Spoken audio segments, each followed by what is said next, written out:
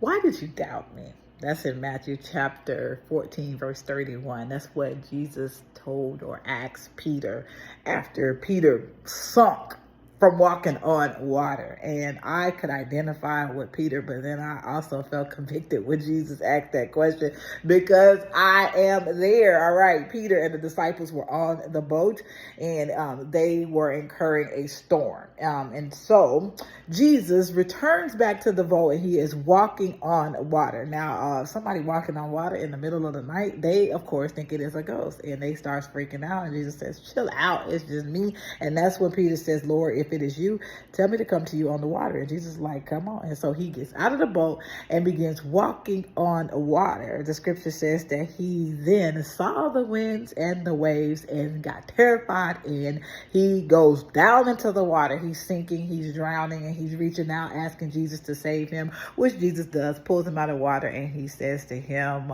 you have so little faith. Why did you doubt me? Okay, this is the second time that I have read this week and I've taught on this week where Jesus has called people out for having little faith. It is a problem when you have little faith. It stops us from being able to do what we were called to do. It gets in the way of miracles and blessings. And for lack of a better reason, sometimes you just look like a fool when you start to drown, when you didn't have to, when you could have just kept the faith. And Jesus said, why did you doubt me? Doubt in this scripture means that you are at a crossroad and you don't know which road to choose. And Jesus see that you have chosen to believe the threats over my promise. Okay, you have chosen to believe the winds and the waves and those things that, like your bills and the diagnosis, you chose to believe those things that are coming against the promise or coming against what I said. You chose to believe that they're greater, and that's why you have sank. But what he wants us to do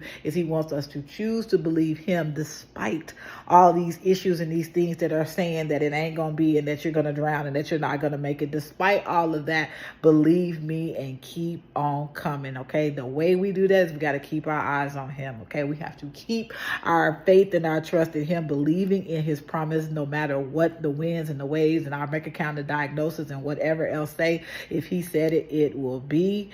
And that's what I'm gonna go on. Have a great day.